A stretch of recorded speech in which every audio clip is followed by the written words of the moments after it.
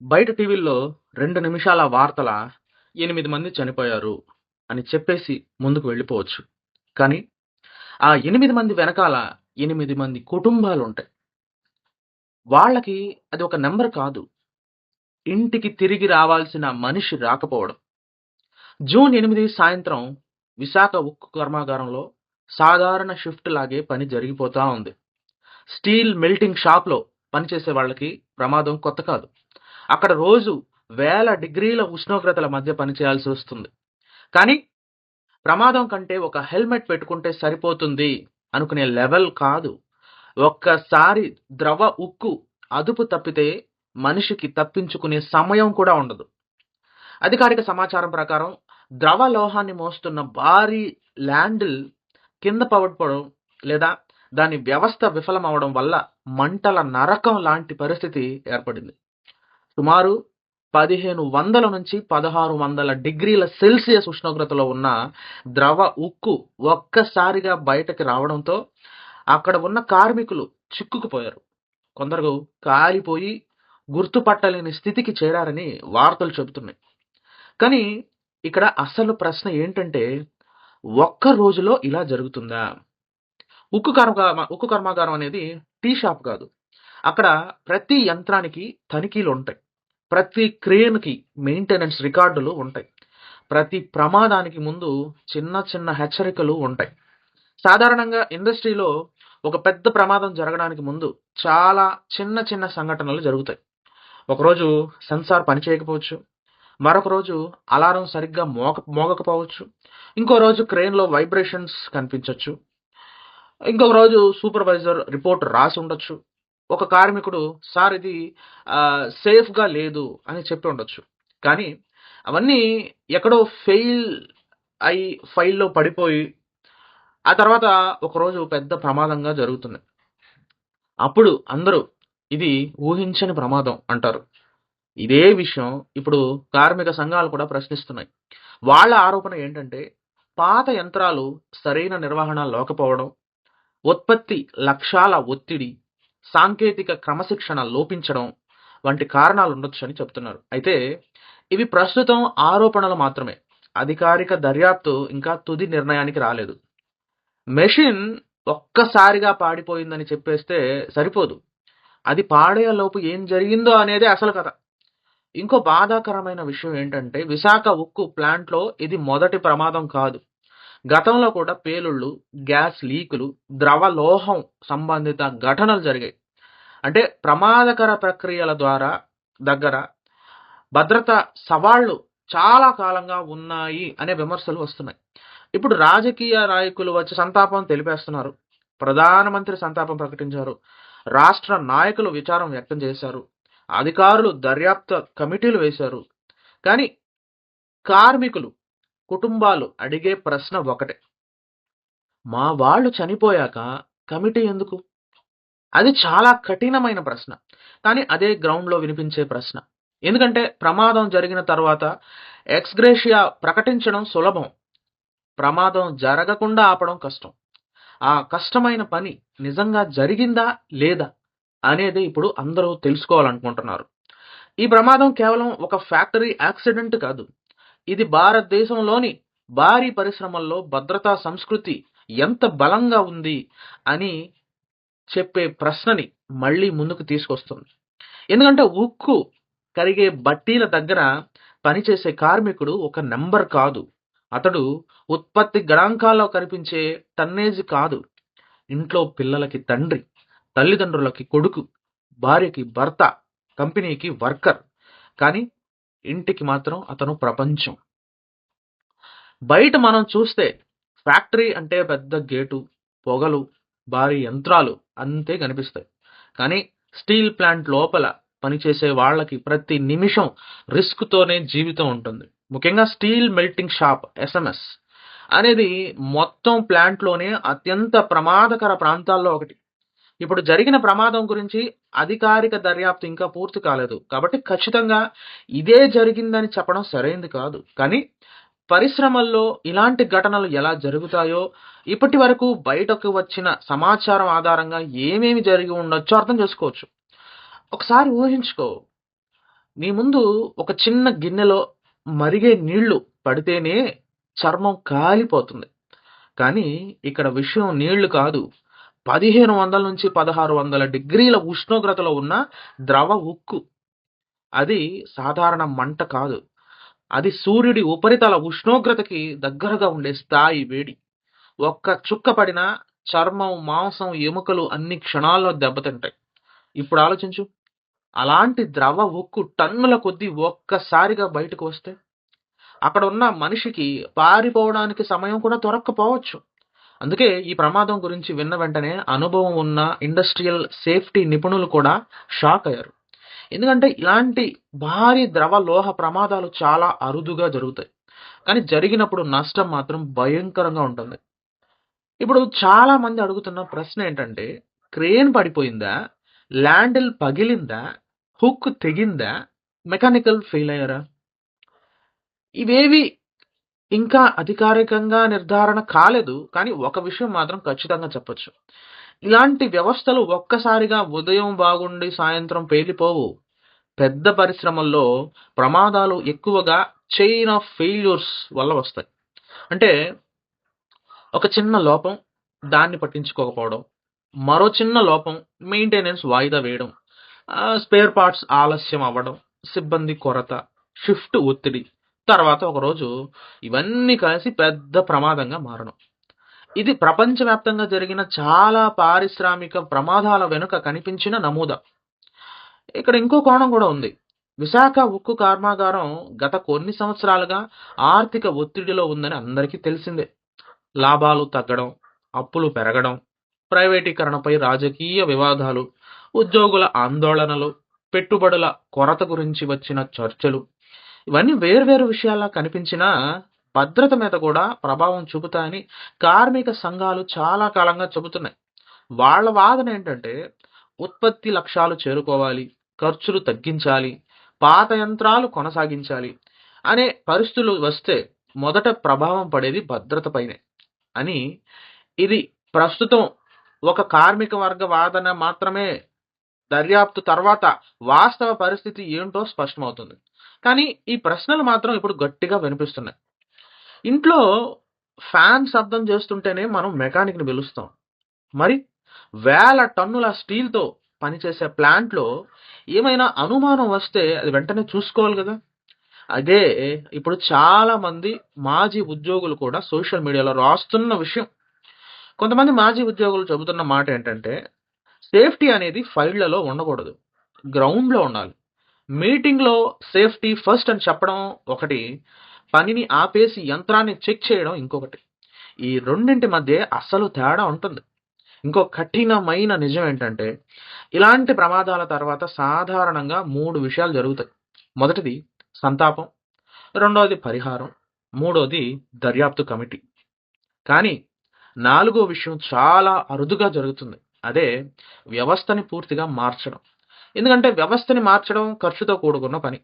సమయం పడుతుంది, బాధ్యత తీసుకోవాలి. అందుకే చాలా ప్రమాదాల తర్వాత రిపోర్టులు వస్తాయి.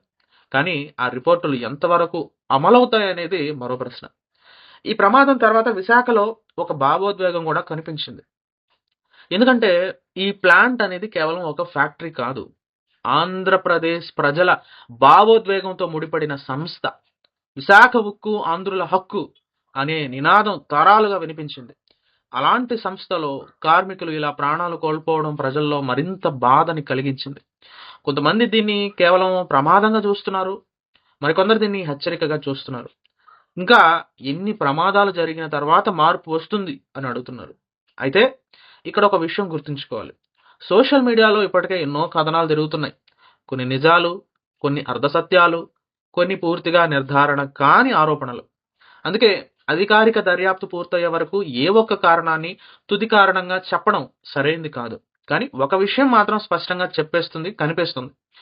8 మంది ప్రాణాలు పోయే స్థాయిలో జరిగిన ప్రమాదం అంటే అది సాధారణ సంఘటన కాదు. అది మొత్తం వ్యవస్థని ప్రశ్నించే స్థాయి ఘటన. ఇది కేవలం ఒక షిఫ్ట్ సమస్య కాదు, ఒక యంత్రం సమస్య కాదు. అది సంస్థ భద్రతా సంస్కృతి గురించి కూడా ప్రశ్నలు లేవనెత్తే ఘటన. ప్రమాదం జరిగిన రోజే ఒక విషయం స్పష్టమైంది. ఇది కేవలం ఫ్యాక్టరీలో జరిగిన ప్రమాదం కథ కాదు. ఇది జరిగిన వెంటనే 3 వేర్వేరు యుద్ధాలు మొదలయ్యాయి. 1, ప్రాణాలు కోల్పోయిన కుటుంబాల బాధ. రెండోది, అసలు కారణం ఏంటి అనే ప్రశ్న. మూడోది, రాజకీయ కార్మిక సంఘాల మధ్య మొదలైన ఆరోపణల యుద్ధం. ప్రమాదం జరిగిన కొన్ని గంటల్లోనే ప్లాంట్ గేట్ల దగ్గర కార్మికుల్లో ఆగ్రహం కనిపించింది. ఎందుకంటే వాళ్ళకి మీడియా కంటే ముందే గ్రౌండ్ రియాలిటీ తెలుస్తుంది. ఏ యంత్రం ఎలా పనిచేస్తుంది, ఎక్కడ సమస్యలు ఉన్నాయి, ఏ సెక్షన్లో ఎక్కువ రిస్క్ ఉంది, ఇవి ఆఫీసుల్లో కూర్చున్న వాళ్ళకంటే షాప్ ఫ్లోర్లో ఉన్న వర్కర్స్కే బాగా తెలుసు. అందుకే ప్రమాదం జరిగిన వెంటనే చాలా మంది ఉద్యోగులు, కార్మిక సంఘ నాయకులు కొన్ని ప్రశ్నలు లేవనెత్తారు. మొదటిది, ఇది కేవలం యాక్సిడెంటేనా అని. ప్రమాదం జరిగిన వెంటనే కార్మిక సంఘాల నుంచి వినిపించిన మాటల్లో ఒక సామాన్య అంశం కనిపించింది. సేఫ్టీ మీద చాలా కాలంగా హెచ్చరిస్తున్నాం అని కొందరు చెప్పారు. పాత పరికరాలు ఉన్నాయి అని కొందరు ఆరోపించారు. మెయింటెనెన్స్ పై మరింత పెట్టుబడి అవసరం అని మరికొందరు అన్నారు. ఇవి అధికారికంగా నిరూపించబడిన విషయాలు కావు, కానీ ప్రమాదం తర్వాత ఎక్కువగా వినిపించిన వాదనలు మాత్రం ఇవే. ఇల్లు కూలిపోయాక గోడల్లో పగుళ్ళు ఉన్నాయి అని గుర్తొస్తే లాభం ఏంటి? అదే భావన చాలా మంది కార్మికుల్లో కనిపించింది. వాళ్ళ కోపం అసలు ప్రమాదం పైన కాదు, ప్రమాదానికి ముందు పరిస్థితుల పైన కూడా ఉంది. ప్రతి పెద్ద ప్రమాదం తర్వాత మేనేజ్మెంట్ ముందుగా చేసే పని ఏంటంటే రెస్క్యూ, మెడికల్ సహాయం, ఆ తర్వాత దర్యాప్తు. ఇక్కడ కూడా అదే జరిగింది. అధికారికంగా ప్రమాదానికి గల ఖచ్చిత కారణం దర్యాప్తు తర్వాతే తెలుస్తుందని చెప్పారు. ఇది సాధారణ ప్రక్రియ. ఎందుకంటే ఒక భారీ పరిశ్రమ ప్రమాదంలో వెంటనే కారణం ప్రకటించడం చాలా ప్రమాదకరం. తప్పు సమాచారం బయటికి వెళ్తే దర్యాప్తు ప్రభావితం అవుతుంది. అందుకే మేనేజ్మెంట్ వైపు నుంచి వచ్చిన ప్రకటనలు ఎక్కువగా జాగ్రత్తగా ఉన్నాయి. ఇక్కడే కథ మలుపు తిరిగింది. విశాఖ ఉక్కు కర్మాగారం సాధారణ PCU కాదు. ఆంధ్రప్రదేశ్ రాజకీయ చరిత్రలో ప్రత్యేక స్థానం ఉన్న సంస్థ. మనం ఇప్పటికే చెప్పుకున్నాం, విశాఖ ఉక్కు ఆంధ్రుల హక్కు అనే నినాదం ఇప్పటికీ చాలా మందికి భావోద్వేగం. అందుకే ప్రమాదం జరిగిన వెంటనే రాజకీయ పార్టీలు కూడా స్పందించాయి. ఎవరైనా అధికారంలో ఉన్నా, ఎవరైనా ప్రతిపక్షంలో ఉన్నా ఈ ప్లాంట్ పేరు వస్తే ప్రజల్లో భావోద్వేగం ఉంటుంది. అందుకే ఈ ప్రమాదం వెంటనే రాజకీయ చర్చగా మారింది. కొంతమంది నాయకులు ఏమన్నారంటే ప్రమాదానికి కారణమైన వారిని గుర్తించాలి, బాధ్యులపై చర్యలు తీసుకోవాలి, కుటుంబాలకు న్యాయం చేయాలి అన్నారు. ఇవి సాధారణ రాజకీయ స్పందనలు. కానీ దాని వెనకున్న అసలు చర్చ మరొకటి. ఇది చాలా సెన్సిటివ్ విషయం, కానీ ప్రమాదం తర్వాత మళ్ళీ వినిపించింది. ఏంటంటే ప్రైవేటీకరణ చర్చ. సో ఇది మళ్ళీ ఎందుకు బయటకు వచ్చింది? గత కొన్నేళ్లుగా విశాఖ ఉక్కు ప్రైవేటీకరణపై పెద్ద సమస్య, పెద్ద ఉద్యమాలు జరిగాయి. ఉద్యోగులు రోడ్డెక్కారు, సంఘాలు పోరాడాయి, రాజకీయ పార్టీలు ప్రకటనలు చేశాయి. ఇప్పుడు ప్రమాదం జరిగిన తర్వాత కొందరు కార్మిక నాయకులు ఒక ప్రశ్న అడిగారు. పెట్టుబడులు సరిపోతున్నాయా? ఆధునీకరణ వేగంగా జరుగుతోందా? పాత వ్యవస్థలు ఇంకా కొనసాగుతున్నాయా అని. ఇవి ప్రస్తుతం ప్రశ్నలు మాత్రమే. సమాధానాలు దర్యాప్తు, సాంకేతిక నివేదికల తరువాతే తెలుస్తాయి. కానీ ఈ ప్రశ్నలు ఎందుకు వస్తున్నాయో అర్థం చేసుకోవాలి. ఎందుకంటే ఒక ప్రమాదం జరిగితే ప్రజలు కేవలం ఆ రోజు గురించే ఆలోచించరు, దానికి ముందు జరిగిన సంవత్సరాల గురించి కూడా ఆలోచిస్తారు.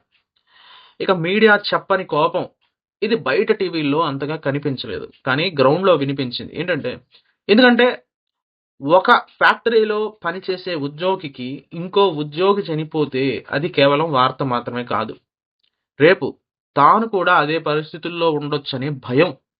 అందుకే చాలా చోట్ల కనిపించిన భావం, మేము పని చేయడానికి వచ్చాం, చనిపోవడానికి కాదు అనేది. ఇది ఎమోషనల్ డైలాగ్ కాదు, ప్రమాదాల తర్వాత ప్రపంచవ్యాప్తంగా కార్మిక ఉద్యమాల్లో తరచూ వినిపించే వాక్యం. ఇక్కడ ఇంకో చేదు నిజం ఉంది. ఒక సంస్థలో 10 ఏళ్ళు, 20 ఏళ్లలో ఎన్నో ప్రమాదాలు జరిగితే కొత్త ప్రమాదం జరిగినప్పుడు ప్రజలు వెంటనే గతాన్ని గుర్తు చేసుకుంటారు. అదే ఇప్పుడు జరిగింది. చాలా మంది మాజీ ఉద్యోగులు, కార్మిక సంఘాలు గత ఘటనలని మళ్ళీ ప్రస్తావించడం మొదలుపెట్టారు. ఎందుకంటే వాళ్ళ ప్రశ్న ఏంటంటే పాత పాఠాలు నేర్చుకున్నామా అనేది. ఇది చాలా అసౌకర్యమైన ప్రశ్న. కానీ అవసరమైన ప్రశ్న కూడా. ఒకసారి తప్పైతే పొరపాటు. మళ్ళీ మళ్ళీ అదే జరిగితే వ్యవస్థలోనే సమస్య. ఇప్పుడు చాలా మంది అదే కోణంలో ఆలోచిస్తున్నారు. ఈ ప్రమాదం ఒక్కరోజు కథేనా? లేక సంవత్సరాలుగా పేరుకుపోయిన సమస్యల ఫలితమా? అనేది ఈ ప్రశ్నకి సమాధానం కోసం ఎదురుచూస్తున్నారు. ఇప్పటి వరకు బయటికి వచ్చిన సమాచారం ప్రకారం ఖచ్చితమైన సాంకేతిక కారణం ఇంకా తేలలేదు. కానీ ప్రజల మనసులో మాత్రం ఒక విషయం స్పష్టంగా ఉంది. 8 మంది ప్రాణాలు చనిపోయిన తరువాత మాత్రమే భద్రత గురించి పెద్దగా మాట్లాడడం చాలా ఆలస్యం. అది జరగక ముందే మాట్లాడాల్సిన విషయం. అదే ఇప్పుడు ఎక్కువ మంది చెప్పే కఠినమైన నిజం. ఇప్పుడు చివరి భాగానికొచ్చాం. ఇప్పటికి ఏం చూసాం ఇప్పటివరకు? ప్రమాదాలు ఎలా జరిగి ఉండొచ్చు? కార్మిక సంఘాలు ఏమంటున్నాయి? రాజకీయ చర్చలు ఎలా మొదలయ్యాయి? ప్రజల్లో ఎందుకు కోపం వచ్చింది? ఇప్పుడు అసలు కఠినమైన ప్రశ్నల దగ్గరకు వెళ్దాం. మొదటి ప్రశ్న, దీనికి బాధ్యులు ఎవరు? ప్రమాదం జరిగిన వెంటనే చాలా మంది ఒక పేరు కోసం వెతుకుతారు. ఒక మేనేజరు, ఒక ఇంజనీరు, ఒక సూపర్వైజరు, ఒక ఉద్యోగి. ఎవరైనా చూపించి ఇదిగో ఇతడే కారణం అని చెప్పాలని చూస్తారు. కానీ నిజ జీవితంలోని పెద్ద పారిశ్రామిక ప్రమాదాలు అంత సింపుల్గా ఉండవు. చాలా సందర్భాల్లో ఒకే ఒక వ్యక్తి కారణం కాదు, వ్యవస్థ మొత్తం కారణం అవుతుంది. ఉదాహరణకి ఒక ఇంజనీరు సమస్య గుర్తించి ఉండొచ్చు, కానీ బడ్జెట్ లేక పని జరగకపోయి ఉండొచ్చు. బడ్జెట్ అడిగిన వాళ్ళు ఉండొచ్చు, అనుమతి ఆలస్యమయ్యి ఉండొచ్చు. స్పేర్ పార్ట్స్ రాకపోయి ఉండొచ్చు. పని ఆపితే ఉత్పత్తి తగ్గుతుందని ఒత్తిడి వచ్చి ఉండొచ్చు. ఇలా 10 మంది చిన్న చిన్న నిర్ణయాలు కలిపి ఒకరోజు పెద్ద ప్రమాదంగా మారతాయి. అందుకే ఆధునిక సేఫ్టీ ఇంజనీరింగ్లో ఒక మాట ఉంటుంది. Every major accident is usually A system failure before it becomes a human failure. అంటే మనిషి తప్పు కనిపించే లోపే వ్యవస్థ తప్పు జరిగి ఉండొచ్చు. ఇక ప్రపంచ స్థాయి సేఫ్టీ ప్రమాణాలు ఏమంటున్నాయంటే, ప్రపంచంలోని పెద్ద స్టీల్ ప్లాంట్లు, ఆయిల్ రిఫైనరీలు, అణు కేంద్రాలు ఒక విషయాన్ని చాలా సీరియస్గా తీసుకుంటాయి. అది నియర్ మిస్సింగ్ రిపోర్టింగ్. అంటే ప్రమాదం జరగలేదు, కానీ జరగడానికి అవకాశం వచ్చింది. అలాంటి సంఘటనలను కూడా ప్రమాదాల్లాగే విచారిస్తారు. ఎందుకంటే చిన్న హెచ్చరికలను కూడా పట్టించుకోకపోతే పెద్ద ప్రమాదాలు వస్తాయి, వాళ్ళకి తెలుసు. ఇక్కడే మన దేశంలోని చాలా పరిశ్రమలపై విమర్శలు వస్తాయి. కొన్ని చోట్ల ప్రమాదం జరగలేదు కదా అని వాదించి వదిలేస్తారు. కానీ ప్రపంచ ప్రమాణాలు అలా ఉండవు. వాళ్ళు అడిగేది ఎందుకు జరగబోయింది అనే ప్రశ్న. ఇక కుటుంబాల కథ మనం ఖచ్చితంగా చెప్పుకోవాలి. ఇక్కడే మనం ఎక్కువగా మర్చిపోయే భాగం మొదలవుతుంది. టీవీ ఛానళ్ళు 2 రోజులు మాట్లాడతాయి, నాయకులు వస్తారు, పరిహారం ప్రకటిస్తారు, తర్వాత కొత్త వార్తలు వస్తాయి, దేశం ముందుకు వెళ్ళిపోతూ ఉంటుంది. కానీ బాధిత కుటుంబాలు అక్కడే ఉంటాయి. ఒక చిన్న పిల్లాడు నాన్న ఎప్పుడొస్తాడు అని అడిగే అవకాశం ఉంది. ఒక వృద్ధ తల్లి ఉదయం వెళ్ళిన నా కొడుకు రాత్రికి శవంగా ఎందుకు వచ్చాడు అని అడిగే అవకాశం ఉంటుంది. ఒక భార్య తర్వాతి 20 సంవత్సరాల జీవితాన్ని ఒంటరిగా మోయాల్సి రావచ్చు. ఇవి వార్తల్లో ఒకరోజు మాత్రమే కనిపిస్తాయి, కానీ వాళ్ళ జీవితాల్లో ప్రతిరోజు ఉంటాయి. ఈ ప్రమాదం తర్వాత పెద్ద ప్రశ్న ఏంటంటే ప్లాంట్ భవిష్యత్తు. ఇక్కడ నుంచి ఏమవుతుంది అనేదే ప్రశ్న. ఒక మంచి దర్యాప్తు జరిగితే, నిజమైన కారణాలు బయటపడితే, సాంకేతిక మార్పులు జరిగితే, భద్రతా వ్యవస్థలు బలపడితే ఈ 8 ప్రాణాలు కనీసం భవిష్యత్తులో మరిన్ని ప్రాణాలని కాపాడగలవు. కానీ కాగితాలపై రిపోర్టులు రాసి ఫైల్ మూసేస్తే అప్పుడు చరిత్ర మళ్ళీ తిరిగి రావచ్చు. ఇదే ప్రపంచవ్యాప్తంగా ఎన్నో ప్రమాదాల్లో జరిగింది. ఇప్పుడు అసలు ఎవరు బహిరంగంగా ఎక్కువగా చెప్పని కఠినమైన నిజం ఏంటంటే, మన దేశంలో చాలా సార్లు ఒక ప్రమాదం జరిగిన తర్వాత అందరూ సేఫ్టీ గురించి మాట్లాడతారు. కానీ ప్రమాదం జరగక ముందు మాట్లాడే వాళ్ళను చాలా సార్లు ఇబ్బందికర వ్యక్తుల్లా చూస్తారు. ఎందుకు ఇన్ని ప్రశ్నలు అడుగుతున్నావు? ఎందుకు పని ఆపమంటున్నావు? ఎందుకు రిస్క్ గురించి చెబుతున్నావు అంటారు. కానీ ఒక్కసారి ప్రమాదం జరిగాక అదే ప్రశ్నలు అందరూ అడుగుతారు. ఇదే అసలు విషాదం. ఈ ప్రమాదం గురించి ఇప్పటికే చాలా విషయాలు అధికారికంగా తేలాల్సి ఉంది. దర్యాప్తు పూర్తవ్వాలి. సాంకేతిక నివేదికలు రావాలి. బాధ్యతలు నిర్ణయించాలి. కాబట్టి ఇంకా నిర్ధారణ కాని ఆరోపణలని నిజంగా చెప్పడం సరైంది కాదు. కానీ ఇప్పటి వరకు తెలిసిన ఒక నిజం మాత్రం మారదు. జూన్ 2026లో విశాఖ ఉక్కు ప్లాంట్‌లో పని కోసం వెళ్లిన కొంతమంది కార్మికులు తిరిగి ఇంటికి రాలేదు. ఇది గణాంకం కాదు. అది రాజకీయ నినాదం కాదు. అది సోషల్ మీడియా పోస్ట్ కూడా కాదు. అది 8 కుటుంబాల జీవితాన్ని శాశ్వతంగా మార్చేసిన సంఘటన. మరి ఈ దేశం, ఈ పరిశ్రమ, ఈ వ్యవస్థ ఆ 8 ప్రాణాల నుంచి ఏమైనా నేర్చుకుంటుందా? లేక ఇంకో ప్రమాదం జరిగిన తర్వాత మళ్ళీ ఇదే చర్చ మొదలవుతుందా? అదే ఈ కథలో ఇంకా సమాధానం రాని చివరి ప్రశ్న.